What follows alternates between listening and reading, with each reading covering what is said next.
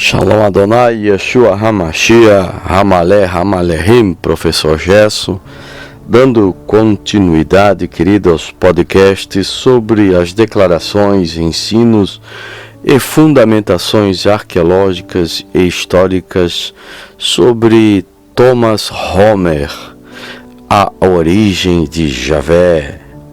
Vamos hoje para o capítulo 2, a origem geográfica de Javé. Em qual parte geográfica que deu a ascensão e a origem de Javé? Qual a origem do Deus Javé segundo os testemunhos bíblicos? Javé aparece a Moisés quando este, pastoreando o rebanho do seu sogro, se perde e chega a uma montanha de Deus, chamada Horebe, segundo o Êxodo capítulo 3. Ou quando se encontra de novo no Egito, segundo o Êxodo capítulo 6. Segundo essas duas narrativas, a relação entre Javé e Israel não existe desde sempre. Ela é, antes de tudo, fruto de um encontro. As duas variantes bíblicas que contam o chamado de Moisés pelo Deus de Israel situam essa vocação fora do país de Israel, ou seja, no Egito, ou num território localizado entre o Egito e a Judéia, território que precisaremos definir em seguida. A ideia de que o Deus de Israel tem uma origem não israelita se impôs muito depressa na pesquisa. Em seguida, as descobertas arqueológicas realizadas no Levante e na Mesopotâmia desde o fim do século XIX, mas sobretudo durante o século XX, têm se formulado diferentes hipóteses sobre a sua proveniência. Hipóteses frequentemente fundadas em texto contendo nomes que se pensava poder pôr em relação, como Ebla Tel Madir, lugar importante na Síria desde o terceiro milênio. Ebla ocupava uma posição geoestratégica na passagem de um desfiladeiro que comandava o acesso ao Mediterrâneo. As escavações realizadas por arqueólogos italianos permitiram trazer arquivos à luz do dia, comportando mais de 17 mil tábuas e fragmentos de tábuas de argila redigidos em sumério ou em hebraíta, o dialeto local, para o qual se utilizava a escrita cuneiforme. A documentação escrita concerne, sobretudo, os séculos XV e XIV antes da nossa era. Nessa documentação, amados, encontra-se nomes de pessoas terminando por iar, terminação que um dos grandes especialistas de Ebla, Giovanni Pettinato, interpretou como uma forma curta do nome Javé. Entretanto, essa interpretação não se impôs de forma alguma, porque essa sílaba pode ser uma terminação hipocorística, isto é, um diminutivo ou uma maneira de dizer o nome generalizado de Eli, meu Deus. Aliás, um Deus Iá não aparece em nenhuma das listas de sacrifícios. Não há, portanto, um Deus Javé em Abla ou Ebla. Em Ugarit, o que dizer sobre Ugarit? Ugarit se situa na Síria, atual, perto da cidade de Latáquia, e foi nos séculos 14 e 13 antes de nossa era, uma próspera cidade-estado. Escavações regulares desde os anos 1930 descobriram um número impressionante de documentos administrativos, cultuais e míticos, alguns dos quais escritos em ugarítico, uma língua semítica alfabética escrita em caracteres cuneiformes. Em um dos textos míticos encontra-se talvez numa passagem que parece fazer alusão a um banquete de El, e do qual subsistem apenas fragmentos. Uma frase que pode ser traduzida da seguinte maneira: o nome do meu filho Yudvav, ou deusa ou Deus, tem-se querido às vezes ver aí a forma abreviada do nome do Deus de Israel. O Deus El diria então: o nome de meu filho é Iavé. Neste caso, poderíamos aproximar esse fragmento da versão original de um versículo do Deuteronômio, no qual Iavé parece ser compreendido como sendo um dos filhos do Deus cananeu El. Amados, o texto hebraico massorético de Deuteronômio, capítulo 32, verso 8, tal como se encontra nas Bíblias, afirma: quando o Altíssimo repartia as nações, quando espalhava os filhos de Adão, ele fixou fronteiras para os povos, conforme o número dos filhos de Deus. Mas a parte de Iavé foi seu povo, o lote de sua herança foi Jacó.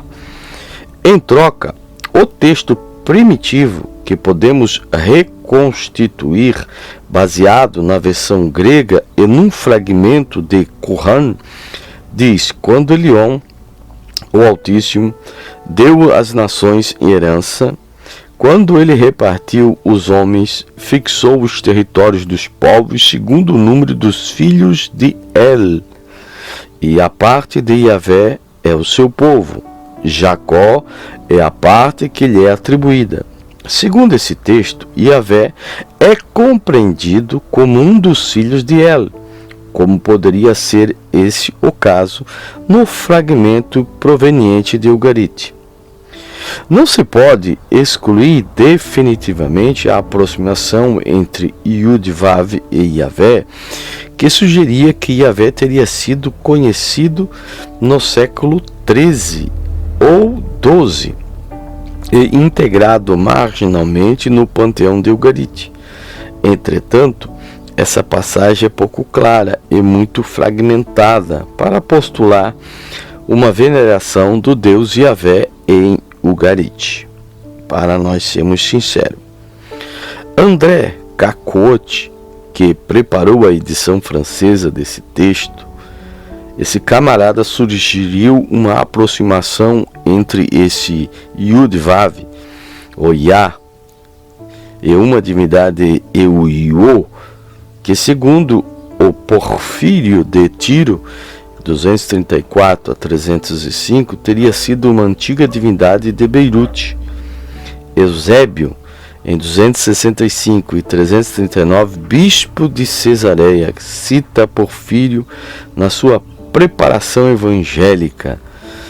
Sanconianton de Beirute compôs uma história dos judeus que apresenta todos os caracteres da verdade e está perfeitamente de acordo com seus nomes e suas localidades. Ele tinha recebido, a respeito disso, memórias de Yerombal, sacerdote do deus Yeuô. Na mesma passagem, fica-se sabendo que a cidade de Beirute pertence a Poseidon. Daí a ideia de Cacote, que Yud ou Yah, Yud Vav, designa sob uma forma halográfica de Iames, o deus do mar, do panteão levantino, tanto mais que Yud e M, ou Yud-Men, é mencionados nos textos ugaríticos uma linha mais adiante. Nesse caso, pode-se dizer que o Keteu, capítulo 1, verso 1, Ive descreve um banquete presidido por El, durante o qual ele proclama seu filho Iam, rei, dando-lhe o nome de Iá. Mas talvez exista uma solução ainda mais simples, trata-se simplesmente de um erro do escriba, o que acontece muito frequentemente na transcrição de textos ugaríticos como de outros. Vamos ver agora Mari.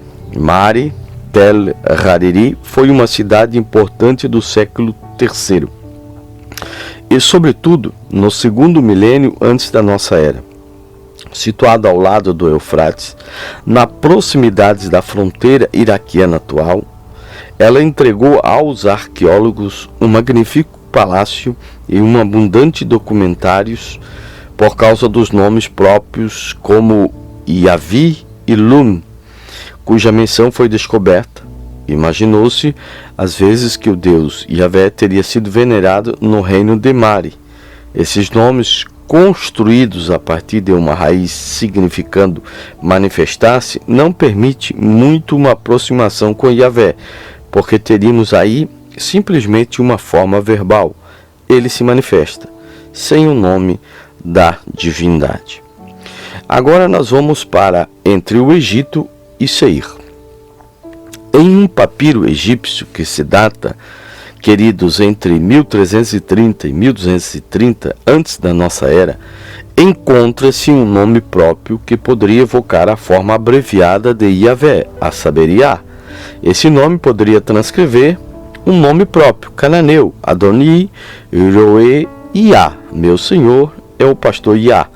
Esse nome teofórico estaria, entretanto, composto de 3 elementos, contrariamente à norma comum, que só comporta 2. Poderíamos imaginar outra solução, que Yah seja aqui utilizado como topônimo. Talvez seja possível, então, fazer uma aproximação com os famosos nômades Chassu, mencionados em textos egípcios, às vezes ligado ao termo Yud-Revav. A palavra poderia derivar do egípcio errar, ou de ir, ou atravessar. Numa lista de Amenófis III, no Solev, no Sudão, por volta de 1370, encontra-se, entre outras, uma lista comportando diferentes menções desses nômades como a indicação de seu território.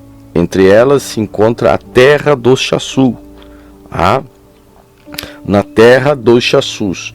A mesma designação aparece em outro lugar em Solev, assim como em uma lista que se encontra em um hall do templo de Ramsés II, em Amarna, Oeste, igualmente no Sudão.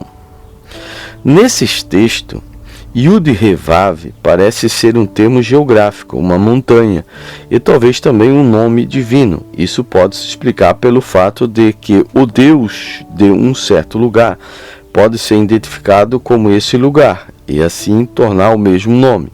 Nas listas mencionadas, os territórios do Chassu se encontram sobretudo no Negev, mais ao sul, mas segundo outras inscrições, há muitos Chassu mais ao norte, do Levante até Quitiná, no território da Síria atual. Com Manfred Weibert pode-se ver no primeiro topônimo da lista Seir, uma espécie de título englobando o território geral no qual se situariam os lugares mencionados em seguida. Isso confirmaria o fato de que as atestações mais antigas de Yahvé nos levam para o sul da Palestina, no território de Edom e da Arábia. Então você vai chegar à conclusão, até aqui, de que tem uma hipótese muito forte, fortíssima, de que Yahvé era um deus do sul da Arábia. O papiro Anastácio VI, que menciona os Chassus do Edom, autorizados pelo faraó Merneptah a permanecer no Egito como seus rebanhos, confirma essa localização. Acabamos de fazer passar as tribos de Chassu, disse ele, do Edom, pela fortaleza de Merneptah, que está em Tijicu, até os lagos de Pitom de Merneptah, que ficam em Ticu, a fim de mantê-los em vida, conforme o agrado do faraó. Acrescentemos ainda o papiro Haris, primeiro da época de Ramsés IV, por volta de 1150 antes da nossa era, no qual, amados, o faraó se gaba: eu destruí Seir entre as tribos de Chassu e pilhei suas tendas com sua gente e seus bens, assim como seu rebanho, sem número. Eles foram feitos prisioneiros e foram deportados como despojos, como tributos para o Egito. Um testemunho iconográfico dos Chassus se encontra num relevo danificado no templo de Amon, em Karnak, que representa as campanhas palestinas de Sete I, de 1290 a 1280, antes da nossa era. Os chassus são reconhecidos pela sua barba e seus cabelos presos com uma tira. Esse combate do rei egípcio contra os chassus confirma a sua importância. Eles estavam aparentemente implicados na exploração mineira do cobre na região da Arábia, que se tornou o centro dessa indústria em seguida às expedições egípcias. Escavações e sondagem no Vale de Timná, a uns 30 quilômetros do norte de Eilat, descobriram testemunhos de extração e de fundição de cobre em fornos. O apogeu dessas atividades mineiras no Vale de Timná situa-se entre os séculos XIV e XII, antes da nossa era. Na mesma região se situa também um outro lugar, Punão Feinam, na Jordânia, mencionado nos livros dos Números 33, capítulo 33, verso 26, e posto em relação com os chassus na lista de Amara Oeste.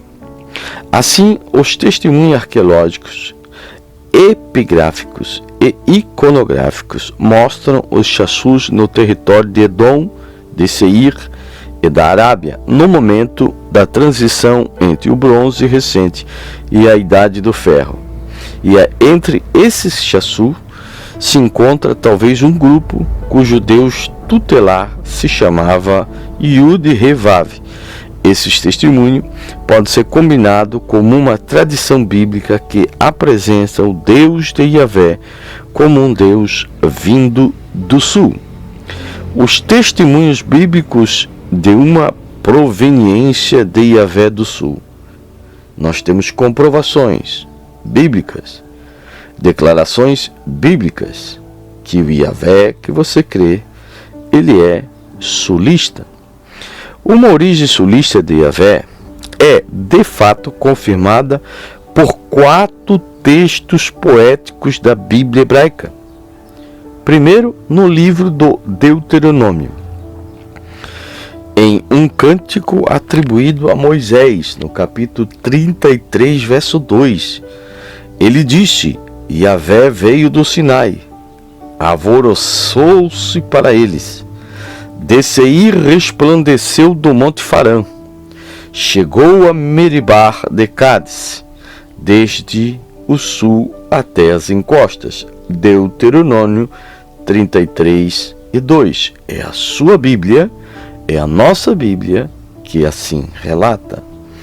Em seguida, o livro dos Juízes, dentro de um cântico celebrando uma vitória militar das tribos de Yahvé, em Juízes capítulo 5, do versículo 4 ao 5 diz: Yahvé, quando saíste de Seir, quando avançastes das planícies de Edom, a terra tremeu, troaram os céus, as nuvens se desfizeram-se em água, os montes deslizaram na presença de Yahvé e do Sinai, diante de Yahvé, o Deus de Israel.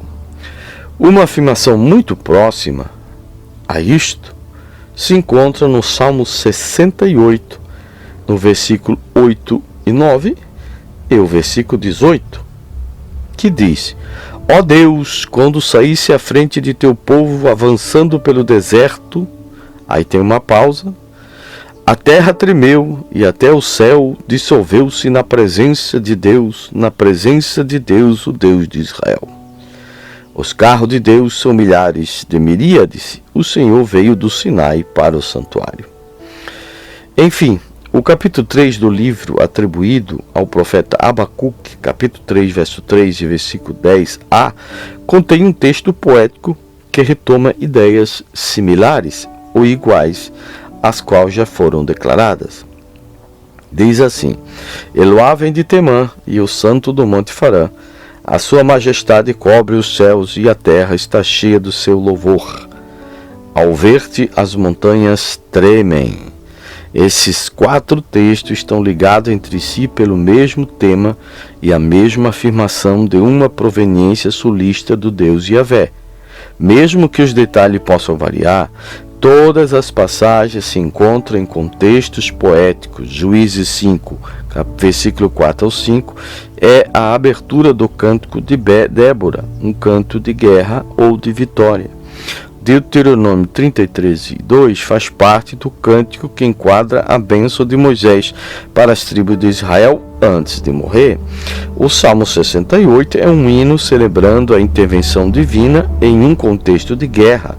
E Abacuque 3 é um salmo igualmente guerreiro. Os textos de Juízes 5 e do Salmo 68 são particularmente próximos um do outro, como mostra a sinopse. Se você ler Juízes 5, versículo 4 ao 5, que diz: Yahvé, quando saíste de Seir e avançaste desde Edom, a terra tremeu, troaram os céus, as nuvens desfizeram-se em água e os montes deslizaram na presença diante de Yahvé, esse sinal, o Deus de Israel. Comparando com o Salmo 68, 8 e 9, o Deus, quando saísse à frente do teu povo indo pelo deserto, aí existe uma pausa, na terra tremeu, o céu desenvolveu-se diante de Deus, esse Sinai, diante de Deus, o Deus de Israel. A diferença mais evidente entre os dois textos que nós lemos agora, que é Juízes e Salmos, está no fato de que o tetragrama Yahvé não aparece no Salmo 68. A explicação é que esse faz parte de um conjunto denominado o Saltério Eloísta, os salmos que vão do 42 até o 83.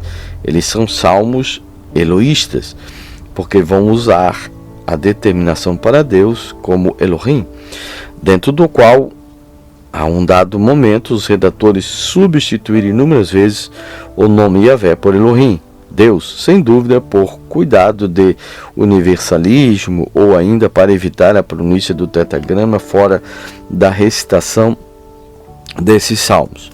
O Salmo 68 guarda os traços visíveis dessa substituição no fim do versículo 9, onde o texto aqui repete Elohim, Elohim de Israel, o que não tem sentido, vê-se muito bem que o primeiro Elohim era na origem Yahvé, Yahvé, Deus de Israel. Se repusermos o nome de Yahvé no Salmo 68 no lugar de Elohim, os dois textos são em grande parte idênticos. Aliás, o tetragrama se manteve em outros lugares do Salmo. Nos dois textos, Yahvé sai para se engajar numa guerra contra seus inimigos, e em cada um deles o autor se dirige primeiro a Yahvé na segunda pessoa e em seguida fala dele na terceira pessoa. Encontra-se aí a mesma descrição da desordem no céu e da terra provocada pela manifestação de um Deus guerreiro, igualmente idêntica à designação de Yahvé pela oposição curiosa Ze-Sinai, sobre cuja significação nós vamos voltar em outro momento dentro desse estudo, dentro dessas declarações de Thomas Holmes na origem de Yahvé.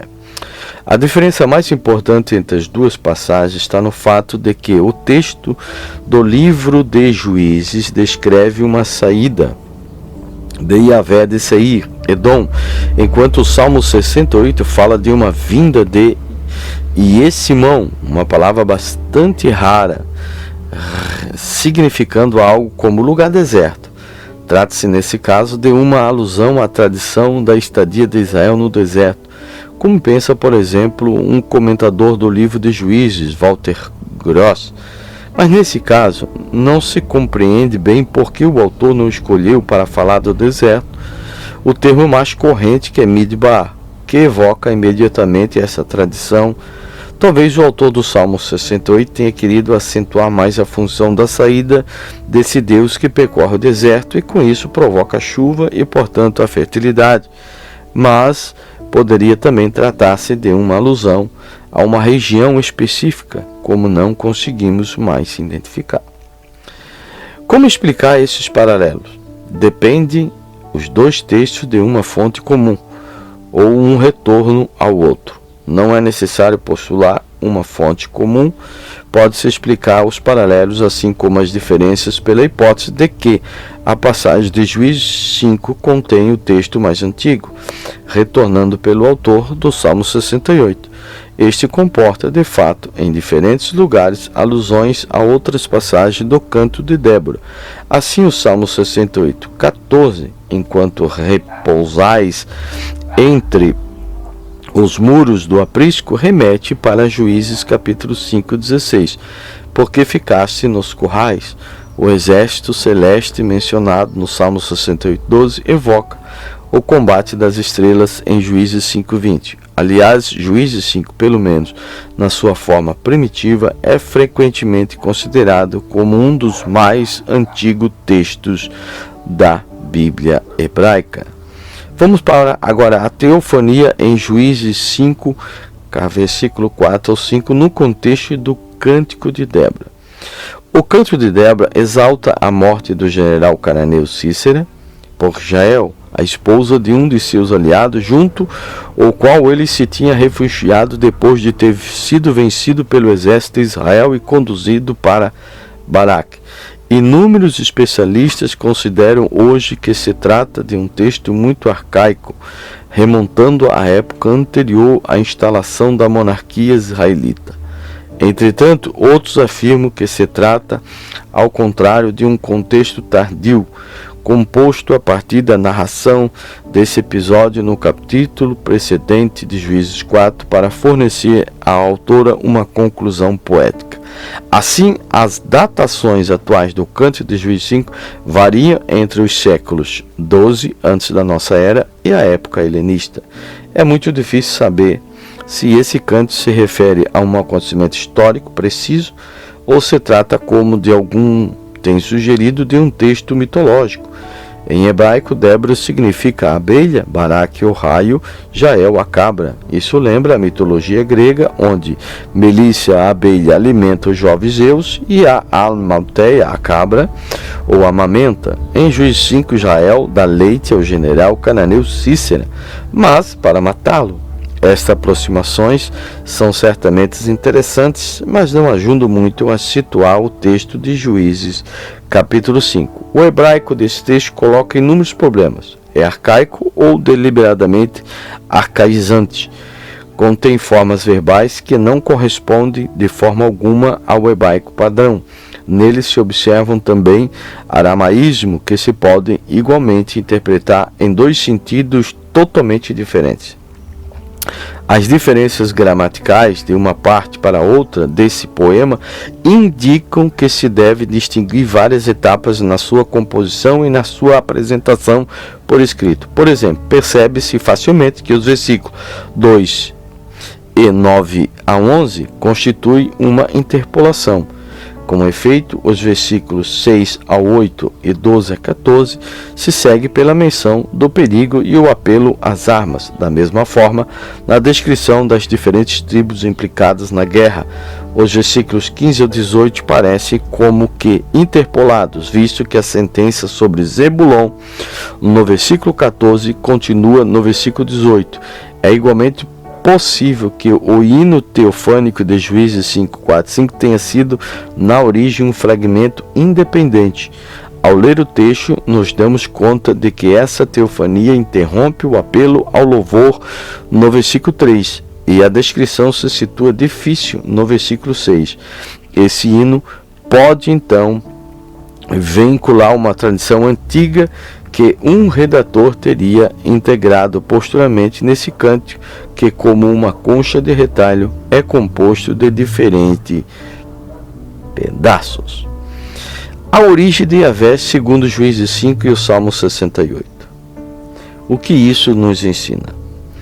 Juízes 5, 4 faz vir Yahvé do território de Edom, que é posto em paralelo com Seir. A palavra hebraica Seir significa poluído, e como tal se aplica como termo geográfico ao interior do território de Edom, numa região de florestas, mais precisamente.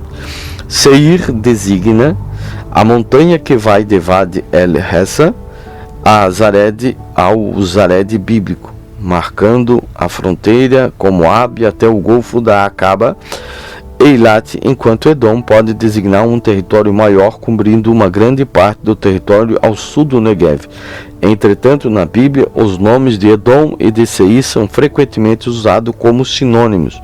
Segundo Juízes 5, o Sinai está englobado nesse território porque Yahvé é, como no Salmo 68, designado pela oposição, Zé Sinai.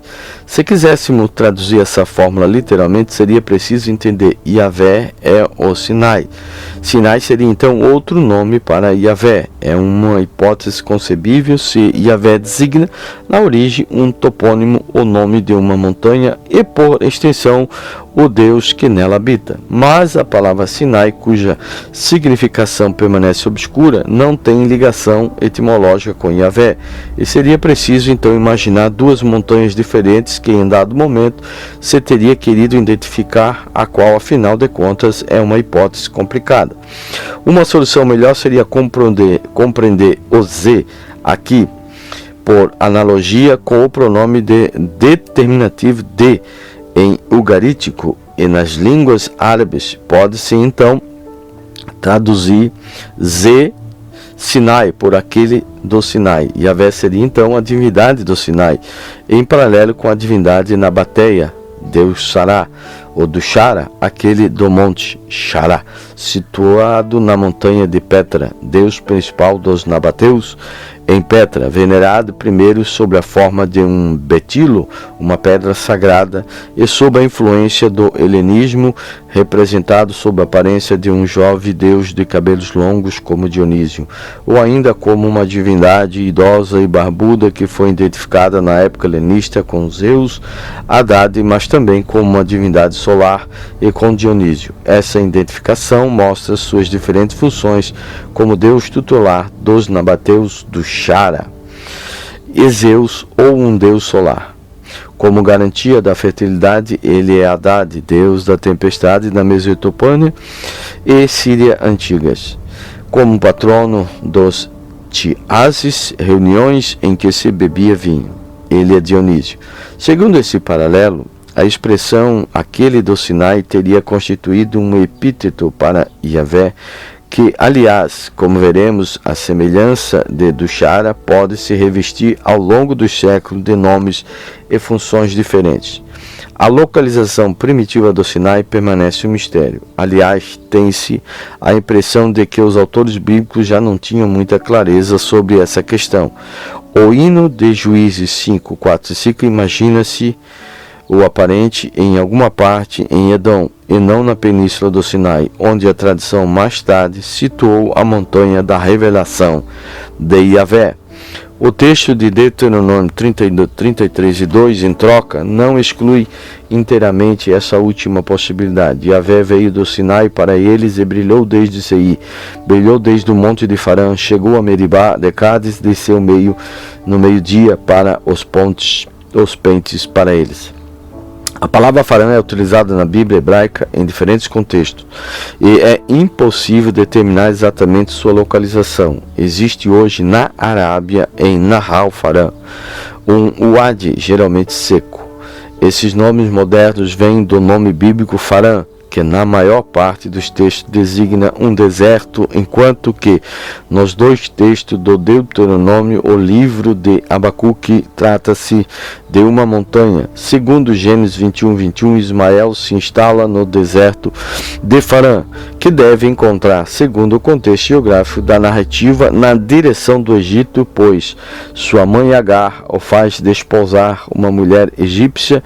Em Números 13, o deserto de Farã situa-se próximo ao oásis de Cádiz. Em outras narrativas bíblicas, ela designa um território muito grande, podendo englobar todo o Negev. Em 1 Reis 11:18, onde se encontra a fuga para o Egito de Haddad, adversário edomita do rei Salomão. Partiram de Median e chegaram a Farã, levando consigo homens de Farã, alcançaram o Egito e foram ter com o faraó. Farã designa uma estação no caminho de Midian para o Egito. Esse lugar pode corresponder ao oásis de Wadi Feran, que se encontra no caminho de Seir em direção ao Egito. Mas a expressão particular de Monte Farã, que só é atestada na Bíblia, nos dois textos paralelos de Deuteronômio 33 e Abacuque 3, mostra que estamos às voltas com uma especulação erudita sobre a localização do Sinai e não como uma lembrança antiga. A missão de Cádiz revela que a descrição de Deuteronômio 33:2 se situa na época da monarquia. Cádiz deve ser identificada como o oásis em El-Quederat, um lugar fortificado com 3 fases de ocupação entre o século X e o século VI. Podemos, portanto, imaginar que o autor de Deuteronômio 33 retoma as passagens que se encontram em Juízes 6 e no Salmo 68, reinterpretando-os com a ideia de que a montanha de Yahvé se encontra em algum lugar na parte península do Sinai, entre o Egito e o Negev. O texto de Abacuque 3 situa a origem de Yahvé em Farã, sem mencionar o Sinai. Deus vem de Temã, o santo do monte Farã. Pausa. Sua majestade cobre o céu, seu louvor enche a terra. Aqui o monte Farã é posto em paralelo com Temã. O termo Temã é atestado em Gênesis 36 como o nome de uma pessoa ou de um clã na genealogia de Edom. Em certo texto, parece designar uma localidade ou um território em Edom, ou uma expressão paralela a Edom. Jeremias 49, 7, 20, Isaías 25, 13, Amós 11, 11 ao 12 e Abacuque 8 e 9. Fora da Bíblia, existe uma inscrição em Cutlej Hud, sobre a qual voltaremos a mencionar ao lado de Yahvé de Samaria, um Yahvé de Temã, que poderia simplesmente assinalar ao meio-dia. O lexema da raiz Yud Men Nun designa com efeito o sul em geral e é empregado também como um nome geográfico, terra do sul. Em Abacuque 3, Temã pode designar seja o sul em geral ou o Negev, ou ainda, em comparação com Juízes 5, Gênesis 36 e outros textos, o território edomita. Com a localização de Farã também não é muito clara. Devemos nos contentar como representar Yahvé como provindo do sul. Comparação dos 4 textos quanto à proveniência de Yahvé pode ser resumida assim: com a posição exceção de Deuteronômio 33, mas que permanece pouco claro, Yahvé está localizado no sul em território edomita ou, de maneira mais geral, num território situado sudoeste de Judá. E bem possível que essas 4 passagens poéticas retomem uma tradição antiga segundo a qual Yahvé era uma divindade ligada às montanhas no deserto ao leste ou oeste da Arábia. Essa teoria foi vivamente contestada por Enkipafe, para quem as 4 passagens datam de uma época recente e pressupõem a destruição do Templo de Jerusalém em 587 a.C. de nossa era. A seu ver, elas teriam sido redigidas com o fim de atenuar a perda do santuário de Yahvé em Jerusalém, transferindo-o para fora da terra de Judá, no deserto, em territórios inimigos. A ideia de que esse texto poético é gramaticalmente difícil seria uma deliberada invenção teológica dos redatores da época babilônica ou persa. Parece, entretanto, anacrônica. É mais verossímil que eles guardam a memória antiga de uma Yahvé localizado no sul. Qual o caráter de Yahvé segundo esses textos? Em Juízes 5, Salmo 68, também de certa maneira em Abacuque 3, esses últimos textos profetizando um julgamento universal de todos os habitantes da terra, a teofania é integrada em um contexto guerreiro. Yahvé aparece primeiro como um Deus da guerra que intervém em favor dos seus. O mesmo texto, esses textos empregam um vocabulário que invoca as atividades de uma divindade da tempestade e da fertilidade, análogo ao Ada ou Haddad sírio. Abacuque 3 parece fazer uma alusão, entre outras, ao combate do Deus da tempestade contra o mar e seus acólitos, tal como é atestado nos textos de Ugarit, descrevendo o combate de Baal contra o seu irmão Iame, personificação do mar. Será contra os rios, Yahvé, que a tua cólera se inflama, ou o teu furor contra o mar, para que os montes em teus cavalos e em teus carros vitoriosos. A vinda de Yahvé se acompanha ainda em Juízes 5 e no Salmo 68, bem como em Abacuque 3:10, de tremores de terra e de desmoronamento de montanhas, fenômenos típicos da teofania de um Deus da tempestade. A terra tremeu, toaram os céus, as nuvens desfizeram-se em água, os montes deslizaram na presença de Yahvé. Juízes capítulo 5, versículo 4 ao 5. A terra tremeu e até o céu dissolveu-se na presença de Deus. O Salmo 68:8, ao ver-te as montanhas tremem.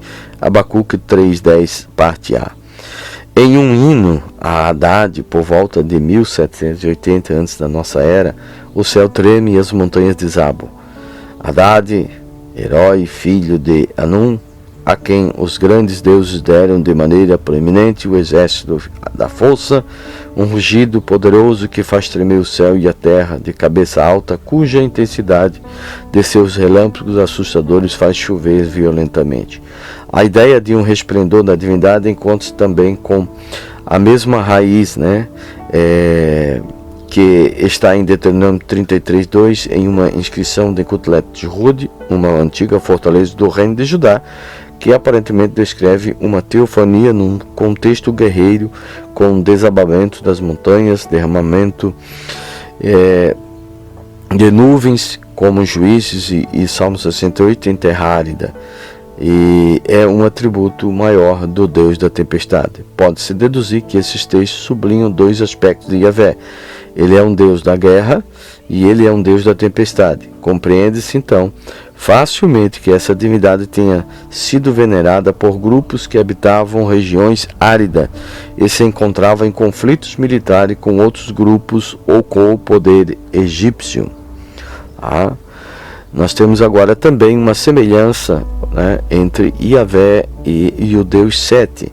Se Yahvé é um Deus do sul, é possível que tenha possuído também as características de um Deus das estepes, sinetes em forma de escaravelhos encontrados no Negev e em Judá, representando uma variante do motivo iconográfico do Senhor dos Animais, pode ser posto sem dúvida em relação com um tal Deus das estepes, datando na maioria dos séculos 10 e 9 antes da era cristã. Eles figuram um personagem, provavelmente uma divindade, domando avestruzes. Segundo Otmar Keel e Christopher Uerlinger,